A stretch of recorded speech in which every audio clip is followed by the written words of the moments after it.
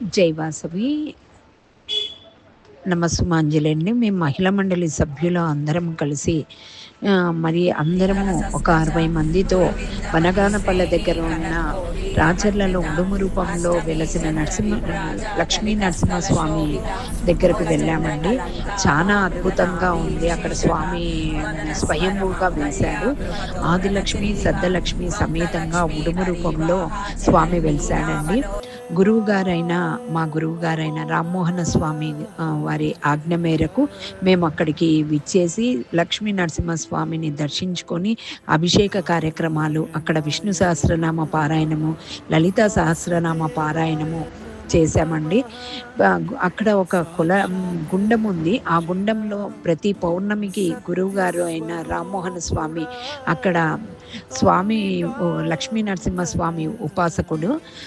ఆ స్వామి వచ్చేసి ప్రతి పౌర్ణమికి ఆ గుండంలో దిగిన వెంటనే భక్తులు భజనలు చేస్తూ ఉంటే ఆ స్వామి తన్మయత్వంలో గుండంలో విహరిస్తూ ఉంటాడండి. అక్కడ కొలనులోనే లోపల నుంచి మనకు కొవ్వ తీసి ఇచ్చారండి. అలానే ఇష్టం ఉన్న వాళ్లకు ఉంగరాలు, దండలు, కడియాలు అలాంటివన్నీ ఇచ్చాడు. స్వామి అనుగ్రహంతో, గురువుగారి అనుగ్రహంతో మాకందరికీ అన్ని విధాల సహకరించి మాకు అన్ని స్థల పురాణం గురించి, అక్కడ ఏ అమ్మవారు ఎలా వెలిసింది అని మాకు మొత్తం వివరణగా ఇచ్చారండి. మేము గురువారము గురువుని దర్శించుకొని అలానే ఉడుమురూప లక్ష్మీ నరసింహస్వామిని దర్శించుకొని వెళ్ళామండి. ఇది చాలా పవిత్రమైన పుణ్యక్షేత్రము. ప్రతి ఒక్కరూ వీక్షించవలసినది. మనకు అందులో దగ్గరగానే ఉన్న క్షేత్రము బనగానపల్లె దగ్గర ఉన్న రాచర్లలో స్వయంభూగా లక్ష్మీ నరసింహస్వామి ఉడుము రూపంలో వెలిశాడండి. జై వాసవి.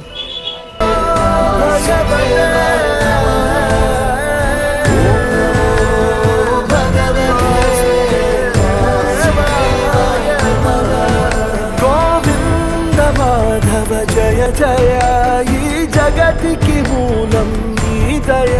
నీ దర్శనముంది వెలిగిన జ్యోతి మనసున చిన్మయ. పరమాణువు రూపం విశ్వాకారం నిండుగా నిండెనయ్యా. ఓం నమో భగవతే వాసుదేవాయ నమః.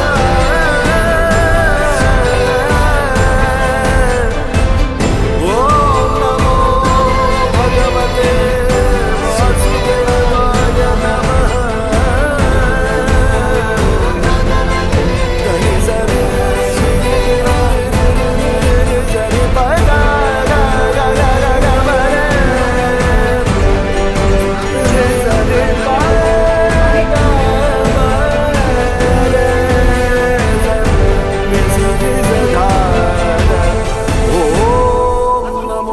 భగవతే వాసుదేవాయ నమః.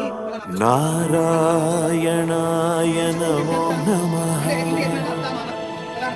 వాసుదేవాయ నమో నమః. నారాయణాయ నమో నమః. వాసుదేవాయ నమో నమః.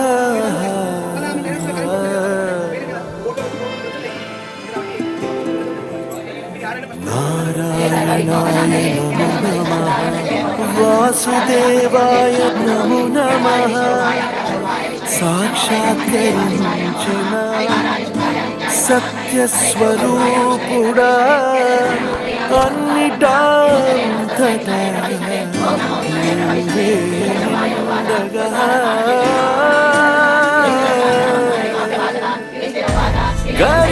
గరిమలగిమలుగాను కనులెదుట మహిమగదుగే. జన్మ సాఫల్యము పొందాను నిన్ను చూడగా.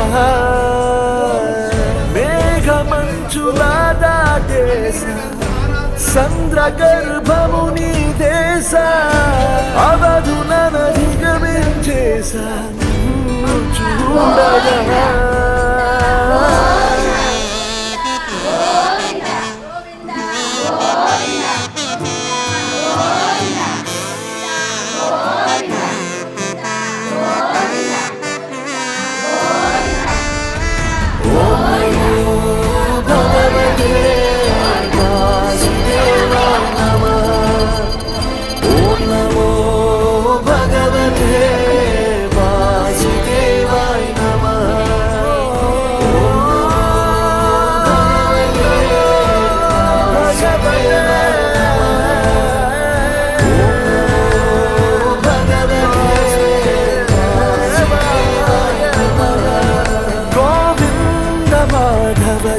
జయ ఈ జగతికి మూలం నీ దయ నీ దర్శనముంది వెలిగిన జ్యోతి మనసున చిన్మయ పరమాణువు రూపం విశ్వాకారం నిండుగా నిండెనయ్యా ఓం నమో భగవతే వాసుదేవాయ నమః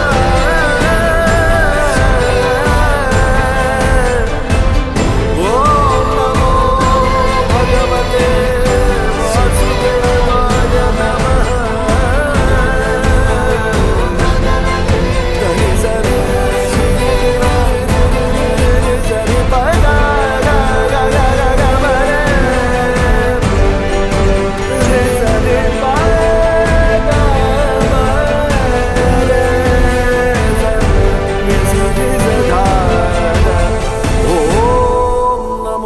భగవతే వాసుదేవాయ నమః భగవతే వాసుదేవాయ నమః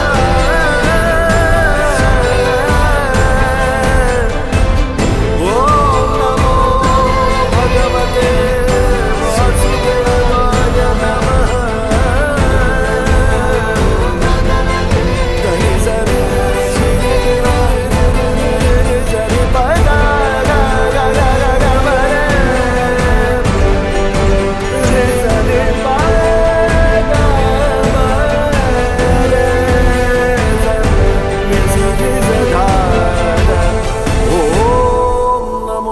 భగవతే వాసుదేవాయ నమః భగవతే వాసుదేవాయ నమః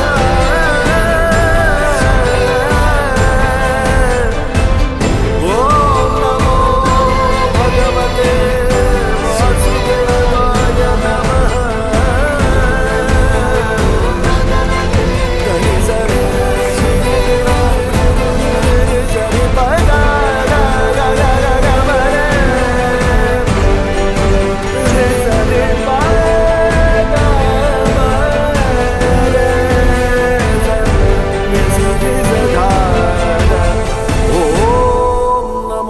భగవతే వాసుదేవాయ నమః నారాయణాయ నమో నమః వాసుదేవాయ నమో నమః నారాయణాయ నమో నమః వాసుదేవాయ నమో నమః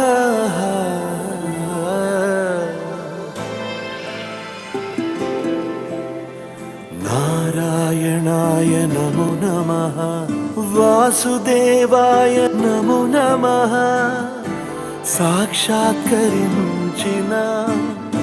సత్యస్వరూపుడా అన్నిటాంతటా నువ్వే నిండగా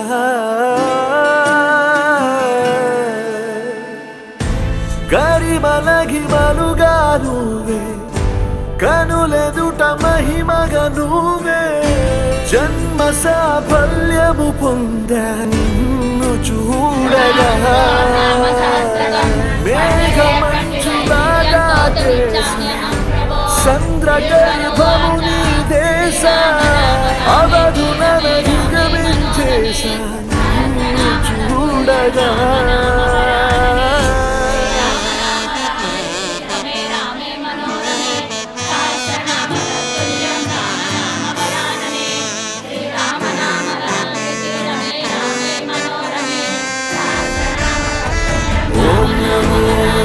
భగవతే వాసుదేవాయ నమః ఓం నమో భగవతే వాసుదేవాయ నమః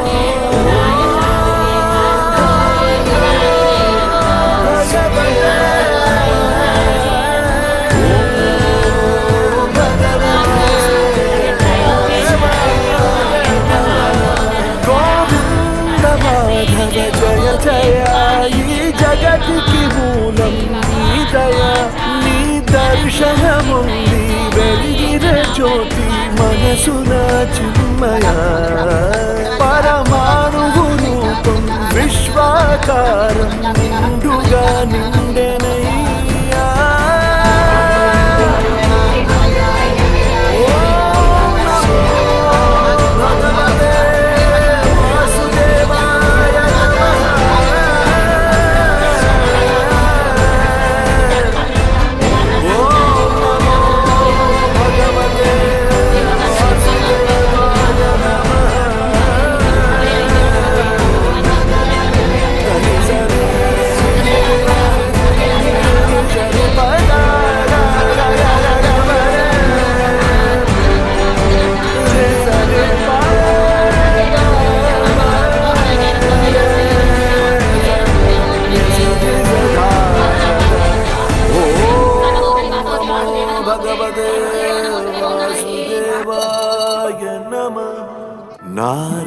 నారాయణాయ నమో నమః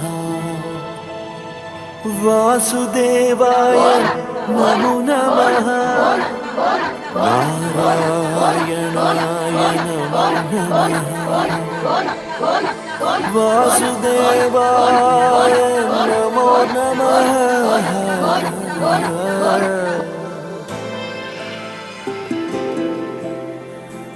నారాయణాయ నమో నమః వాసుదేవాయ నమో నమః సాక్షాత్కరించిన సత్యస్వరూపుడా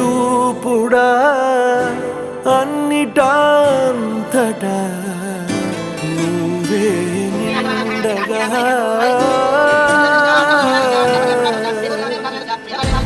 గరిమలగిమలుగా నువ్వే కనులెదుట మహిమగా నువ్వే జన్మ సాఫల్యము పొందను చూడగా మేఘమంచులాగా దేశ సంద్రగర్భము నీ దేశ అవధునధిగమించేశా నిన్ను చూడగా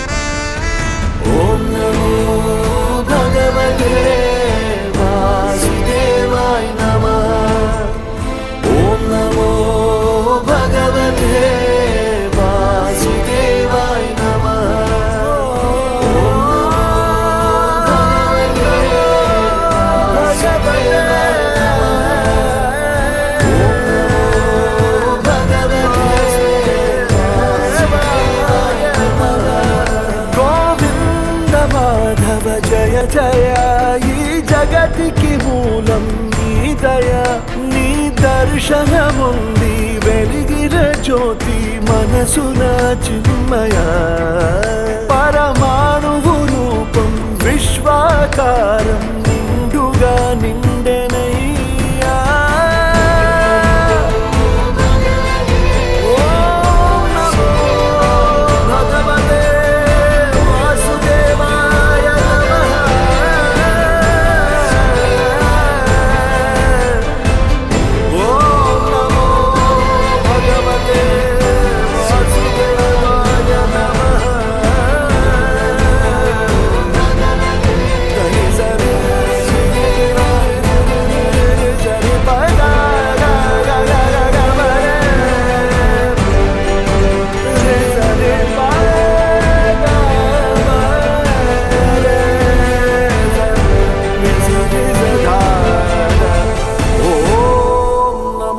భగవతే వాసుదేవాయ నమః నారాయణాయ నమో నమః వాసుదేవాయ నమో నమః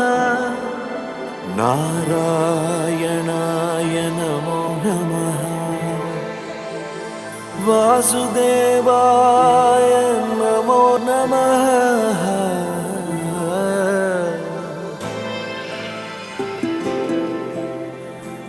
నారాయణాయ నమో నమః వాసుదేవాయ నమో నమః సాక్షాత్కరించిన సత్యస్వరూపుడా అన్నిటాంతటా నువ్వే నిండగా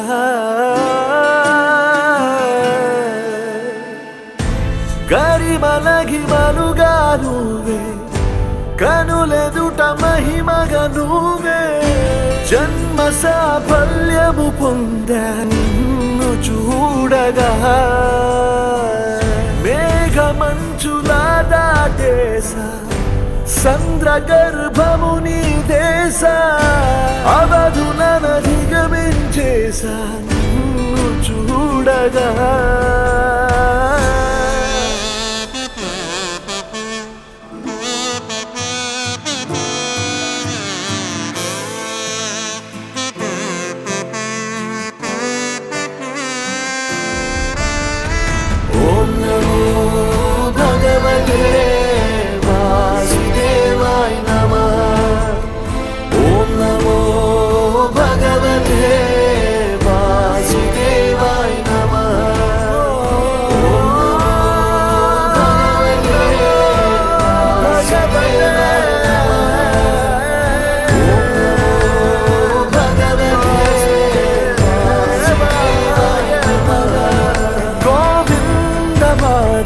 జయ జయ ఈ జగతికి మూలం నీ దయ నీ దర్శనముంది వెలిగిన జ్యోతి మనసున చిన్మయ పరమాణువు రూపం విశ్వాకారం నిండుగా నిండెనయ్యా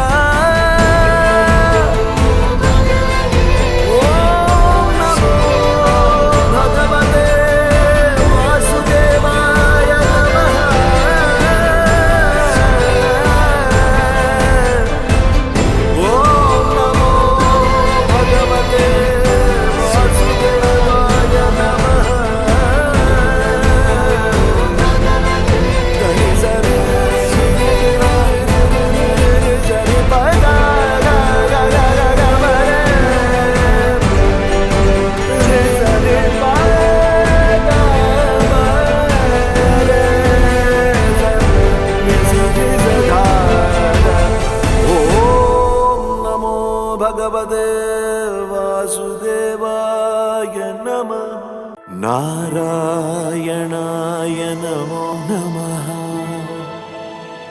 వాసుదేవాయ నమో నమః నారాయణాయ నమో నమః వాసుదేవాయ నమో నమః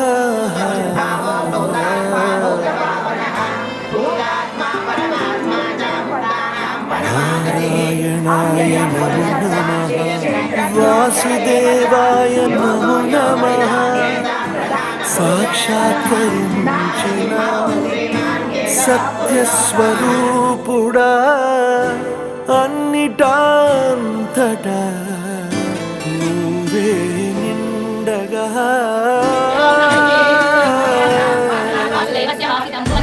గరిమలగిమలుగా నువ్వే కనులెదుట మహిమగా నువ్వే జన్మ సాఫల్యము పొందా నిన్ను చూడగా మేఘమంచులా దాటేసా సంద్ర గర్భము నీ దేశ అవధులనధిగమించేసా నిన్ను చూడగా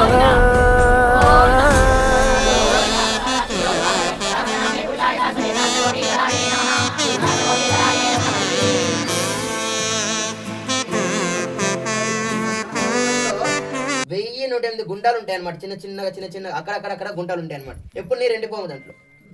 అలా సహస్రధార వచ్చి కొండకి అప్పట్లో సహస్రధారగిరి అని పేరు ఒకప్పుడు. దాని తర్వాత ఒక రాజుకి దర్శనం ఇచ్చినాడు అనమాట. ఆయన రాజులు ఏం చేస్తారు అంటే వేటకి వెళ్తారు, తెలుసామా? వేటకి వెళ్తారు. వేట తీసుకొచ్చారు అనుకోండి బాగా పొగుడుతారు. రాజు కదా ఏవో ధనం ఇస్తారు. వేట తీసుకురాలేదనుకోండి ఏమవుతుంది? రాజుకి అవమానం అవుతుంది. ఏమవుతుంది? అవమానం అవుతుంది. మరి ఈయన వెళ్ళానంటే ఒక రోజు వేటకి ఇక్కడ పక్కన రాజ్యంలో ఇక్కడ మరి కింద ఊరుంది కదమ్మా. ఎవరు తెలుసా కింద? మాచర్ల రాజర్ల గుడిలో రాజర్ల ఊరిలో వెంకటేశ్వర స్వామి గుడి ఉందన్నమాట. ఇప్పటికి పాత కోట కూడా ఇప్పుడు కట్లే ఉంది, కోట ఉంటుంది. ఆ యొక్క రాజ్యంలో రాజు వచ్చినాడంట. ఒక రోజు వచ్చి వేటకని వచ్చినాడంట. ఆయన తెలియదు ఇక్కడ కమగిరి స్వామి అని తెలియదని. అయితే ఈయన వచ్చినాడంట వేట కోసం. వేట వెతికి పెద్ద అడవి అప్పట్లేదు, దండకారణ్యం. ఇది అరణ్యం కాదు, దండకారణ్యం. అంటే అదేనేమంటారు, దండకారణ్యం అంటే పెద్ద అడవి, అతి పెద్ద అడవి, దట్టమైన చెట్లు ఉన్న పెద్ద అడవి అనమాట. ఈ మొత్తం వెతికినా ఆయనకేం దొరకలేదంట. ఈయన స్వామి వచ్చి ఆయన కనిపించినాడంట. సరే ఒక ఆట ఆడుకుందాం, ఈయన వచ్చినాడు, ఒక ఆట ఆడుకుందాంలే అని చెప్పి ఆ కమ్మగిరి స్వామి చేసినాడంటే ఉడుమును పొందిసుకొని వచ్చినాడంట ఈయన కోసం. వస్తే ఇక ఎట్లో నాకు వేట దొరకలేదు, ఇదే వేట మనకి ఈ రోజు అని చెప్పి దాని వెనక్కి వెళ్ళిపోయినాడంట. స్వామివారికి వెళ్ళిపోయినాడంట. వెళ్ళిపోతూ ఉంటే ఆ యొక్క ఉడుములో ఉన్న స్వామి ఒక పుట్టల మీద దాక్కున్నాడంట. దాక్కుని తోక మాత్రం బయట పెట్టినాడంట. తోక పట్టుకొని లాగినాడంట. ఉడుము పట్టు ఎప్పుడైనా వస్తుందా? విన్నారు ఎప్పుడైనా ఉడుము పట్టు ఎంత గట్టి ఉంటుందో? లాగినాడంట పట్టుకొని, రాలేదంట. మళ్ళీ పుట్ట తోవాడంట. ఎంత తోగుతాడు తోక కనిపిస్తుంది కానీ ఏదైనా దేహభాగం కనిపించలేదంట. అయ్యో ఏంటిది ఇంత ఉంది, ఇంత పెద్ద ముడుమా, సర్లే ఇది తోగుదాం, ఇంకా పెద్ద వేట దొరుకుతుంది మాకు అందరికీ అని చెప్పి మళ్ళీ తోగడం స్టార్ట్ చేశాడు.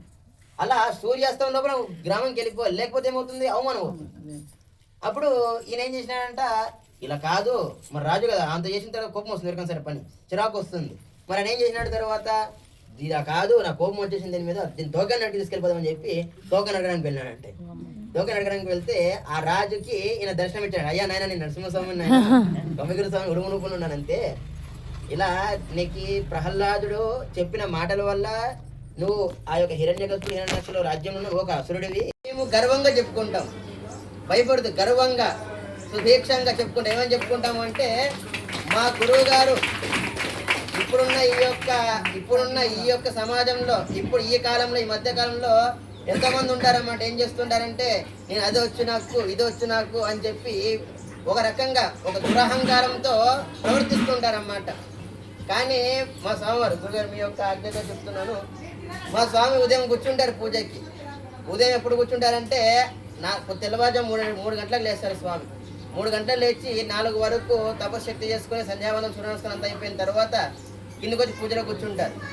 పూజ కూర్చుని మరి మధ్య లేరు, మరి భక్తులు వస్తూనే ఉంటారు. మళ్ళీ సాయంత్రం 3 అవుతుంది, 3 గంటలకు లేచి మళ్ళీ భోజనానికి వెళ్తారు స్వామి. వెళ్ళి అరగంటే మరి ఎక్కువ ఉండదు, మళ్ళీ వస్తారు కిందికి. మళ్ళీ వచ్చి మళ్ళీ భక్తులకు చెప్పి నైట్ 12 గంటలకు వస్తారు. మళ్ళీ పడుకొని మళ్ళీ తెల్లవారు మళ్ళీ 3 గంటలు లేయడమే.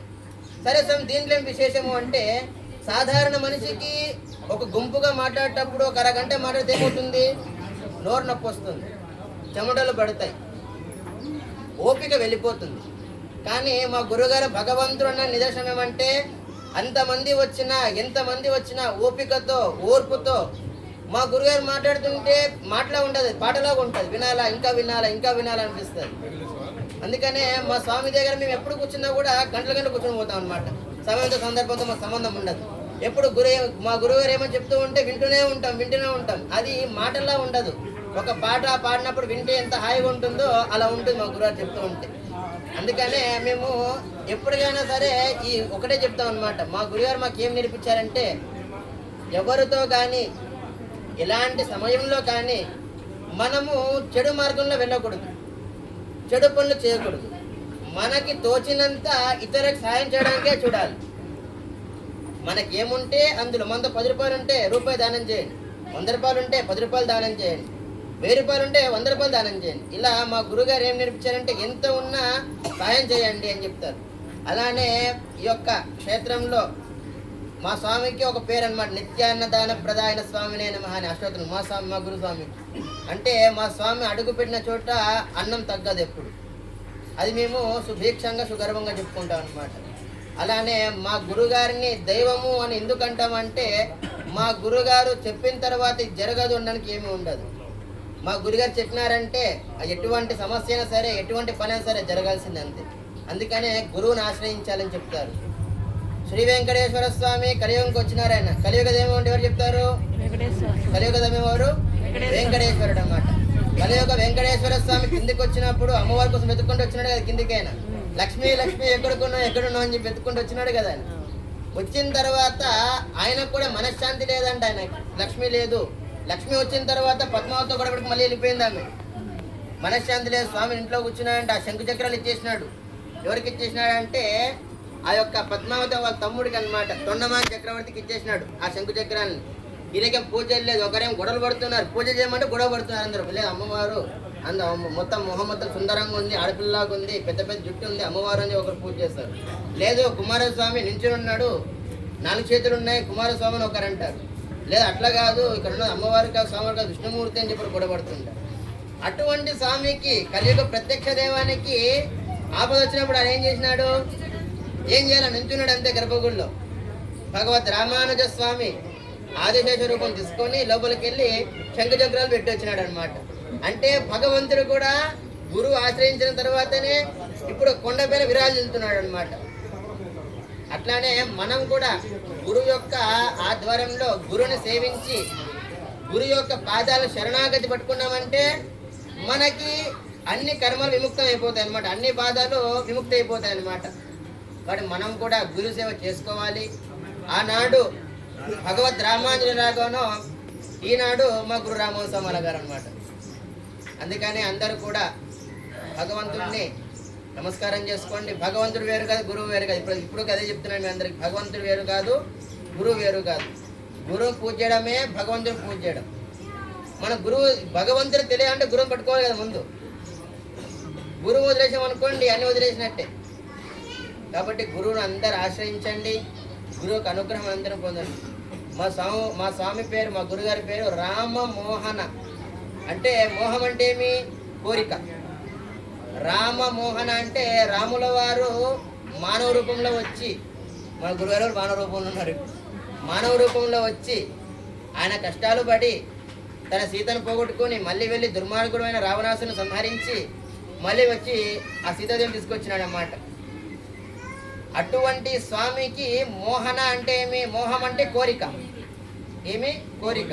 మనిషి కోరిక లేవనుకోండి, మనిషి ఏమవుతాడప్పుడు యోగి అవుతాడు. కోరిక లేని మనిషి ఎవరు? యోగి. యోగుల కోరికలు ఉంటాయా? ఉండదు. వాళ్ళకి ఏం కాదు, భస్మం ఉంటే చాలా పూసుకుంటాము, సదాశివ నమ శివాయ అనుకుంటారు. లేదా శాస్త్రం పద్ధతి అదేనా దేవాలయం కృత్వేన గురుస్థాన వదదేవ శాస్త్రం పద్ధతి అని చెప్తారు. అంటే మనము గృహంలో ఒకసారి చెప్పుకున్నాం అనుకోండి నామము ఒకసారి అవుతుంది.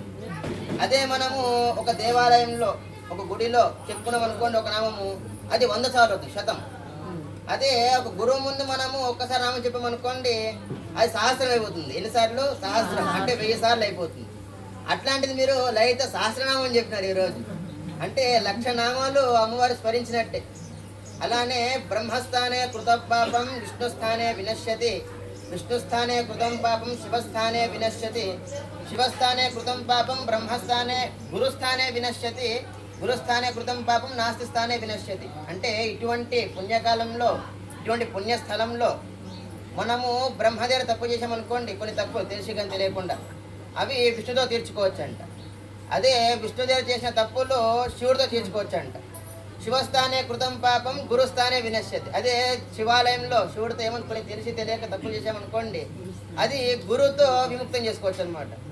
గురుస్థానే కృతం పాపం నాస్తి స్థానే వినశ్యతి. అదే గురువు తప్పు చేసామనుకోండి ఎక్కడ మనకు లేదంట, దాని యొక్క ప్రాయశ్చిత్తం ఎక్కడ దొరకదు మనకు. గురుస్థానే కృతం పాపం నాస్తి స్థానే వినశ్యతి అంటే దాని ప్రాయశ్చిత్తం ఎక్కడ లేదు. అలానే ఇలా మనం ఎప్పుడు తప్పు చేయం, అంటే తెలిసి ఎక్కువ చేసినా కూడా తెలియక చేసి ఉంటాం. తెలిసి ఎవరైనా చేస్తారా తప్పు? ఎవరు చేయము, తెలియకుండా చేస్తాం. అలానే ఇప్పుడు గురువు ఎందుకు ఆశ్రయించాలి, గురువు పూజ ఎందుకు చేయాలి, ఎందుకు గురువుకి ఎందుకు ఇంత ప్రాధాన్యత అంటే, భగవంతుడు అంతటి వాడే భూమండలానికి వచ్చినప్పుడు, ఈ పృథివీపైకి వచ్చినప్పుడు గురువు యొక్క ఆధ్వర్యంలో గురువుతో అభ్యసించి విద్యను అభ్యసించి ఆయన అసుర సంహారము ధర్మ కోసం స్థాపన చేశారన్నమాట. రాముల వారు ఎవరితో నేర్చుకున్నారు విద్య అంతా? ఎవరితో? విశ్వామిత్రుడితో నేర్చుకున్నారు అన్నమాట. రాముల వారు ఎవరు? సాక్షాత్ శ్రీ మహావిష్ణువే కదా. దాని తర్వాత కృష్ణుడు అనమాట. కృష్ణ పరమాత్మ ఎవరితో నేర్చుకున్నాడు? ఎవరితో అమ్మా? సాందీపుడు. ఇంకొక ఆయన కూడా ఉన్నాడు. ఇంకొక ఆయన ఎవరు? ఒకరెవరు? సాందీపుడు. ఇంకొక ఆయన కూడా ఉన్నారు అమ్మా, విదురుడు. విదురుడితో కూడా నేర్చుకున్నాడు ఆయన. అలా భగవంతుడు అంతటి వాడే. శ్రీకృష్ణ పరమాత్మ వారు భగవంతుడు కదా, శ్రీ మహావిష్ణువు కదా. అటువంటి వాళ్ళు కిందికి వచ్చి గురువు యొక్క ఆధ్వర్యంలో గురువుతో అభ్యసించి వారు ధర్మస్థాపన చేసినారు. అంటే స్వయం భగవంతుడు. అందుకనే గురువు వేరు కాదు, భగవంతుడు వేరు కాదు. మనం శ్లోకం వినే ఉంటాం, గురుర్ బ్రహ్మ గురుర్ విష్ణుర్ గురుర్దేవో మహేశ్వర గురు సాక్షాత్ పరబ్రహ్మ తస్మై శ్రీ గురవే నమః. అంటే వాళ్ళు ఏం చెప్తున్నారు అక్కడ? బ్రహ్మ గురువు విష్ణు గురువు అని చెప్పట్లేదు. గురువే బ్రహ్మ, గురువే విష్ణువు, గురువే పరమేశ్వరుడు, అన్నిటికి కూడా కారణం గురువే అని చెప్తున్నారు. ఇక్కడ నృసింహస్వామి వారి క్షేత్రంలో మనం నుంచున్నాం అన్నమాట. ఇక్కడ నృసింహస్వామి క్షేత్రానికి రావాలంటే ఆషామాషి కాదు. కోటి దేవతల కన్నా నృసింహస్వామి విన్నాను అన్నారు పెద్దవాళ్ళు. ఏం చెప్పినారు? కోటి దేవతల కన్నా నృసింహస్వామి విన్నా అని చెప్పినారు. అందరు సాధారణంగా భయపడుతుంటారు ఆయన దగ్గర రావాలంటే. అవునా?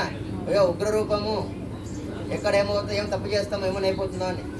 కానీ అలా కాదు. స్వామివారికి అష్టోత్తర నామాల్లో ఒక నామం ఉంటుంది అన్నమాట, శాంత రూపిణే నమః భక్త ప్రియాయ నమః అని. అంటే ఈ యొక్క లక్ష్మీ కంబగిరి స్వామి భక్త ప్రియుడైన ఈయన భక్తుల కోసము ఏమైనా అయిపోతారు స్వామి. భక్తుల కోసము వాళ్ళ పిల్లల్లో అయిపోతారు, వాళ్ళ తండ్రిలో అయిపోతారు, వాళ్ళ అన్నలో అయిపోతారు, ఏది కావాలంటే అలా అయిపోతారు స్వామి. అటువంటి క్షేత్రంలో ఇక్కడ ఉన్నాం మనం. మా స్వామివారు ఆకలి గొర్రెం కూడా దొంగతనం చేసుకొచ్చాడు ఇక్కడ భక్తుల కోసం. భక్తులను చూడాలి, భక్తులను చూడాలని.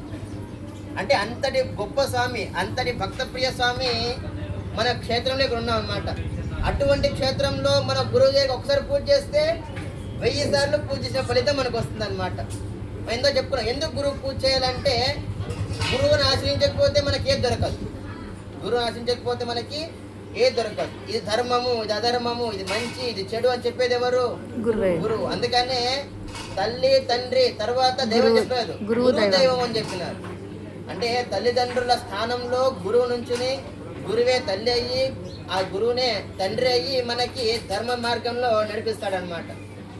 గురువు యొక్క శరణాగతి తీసుకుంటే మనకి ఇంకా భయం అవసరం లేదు. ఇంకా భయం మన నుంచి భయపడుతుంది గురువు యొక్క అనుగ్రహం అంతా ఉంటే. అందుకనే మన పెద్దవాళ్ళు చెప్తారు, నాయన్నారులు కానీ ఆలవారులు కానీ ఏం చెప్తారంటే, గురువు చూపు మనమే పెడితే చాలు మనకున్న కష్టాలనే పోతాయి అని చెప్తారు. అందుకనే మా స్వామివారు లక్ష్మీ కంబగిరి ఉపాసకులు సత్యదండ దర్శనులు అన్నమాట. అంటే మా గురువు గారు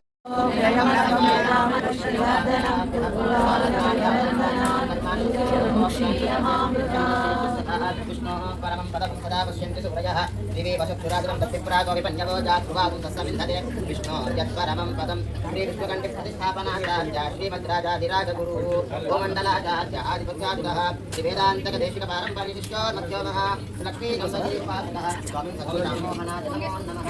నమస్తే దేవదేవేశ, నమస్తే భక్తరక్షక, నమస్తే ఆదివంశ గోపతిరేంద్ర పారంపర్య శిష్యో స్వామి సద్గురురామోహనాయ నమో నమః. నమస్తే గీతాయ స్వరూపిణి, నమస్తే నృసింహదూతాయ స్వామి సద్గురురామోహనాయ నమో నమః.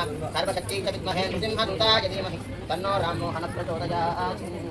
శ్రీ విష్ణుకంఠి ప్రతిష్టాపనాచార్య శ్రీమద్రాజాధిరాజ గురు గోమండలాచార్య శ్రీ వేదాంత దేశ గురువాదీశ్వర శ్రీ లక్ష్మీ కంబగిరి పాదపద్మారాధక శ్రీమజ్జగద్గురు శ్రీమద్ ఆదివంశట గోపగితేంద్ర మహాదేశిక పారంపర్య శిష్య శ్రీ లక్ష్మీ కంబగిరి ఉపాసక శ్రీ నృసింహదండధారి శ్రీ రామ్మోహన మహాస్వామినాంచ దివ్యచరణారవిందజో సాష్టాంగం ప్రణమ్య లక్ష్మీ కంబగిరి స్వామి గోవింద.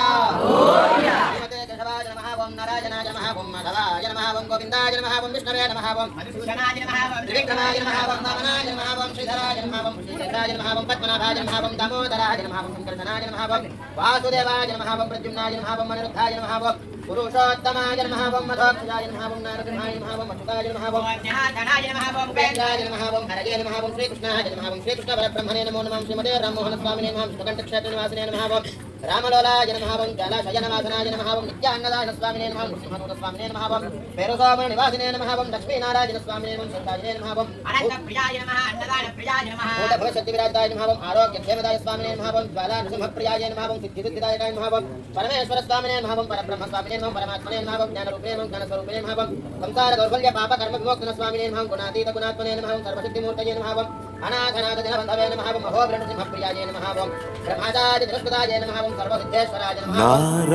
నారాయణాయ నమో నమః. వాసుదేవాయ నమో నమః నారాయణాయ నమో నమః వాసుదేవాయ నమో నమః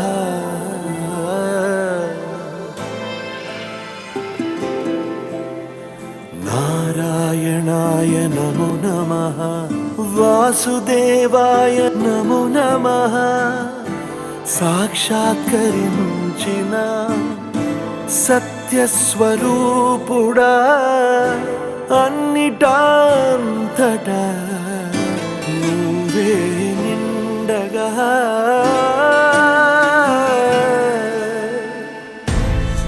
గరిమలగిమలుగా నువ్వే కనులెదుట మహిమగా నువ్వే జన్మ సాఫల్యము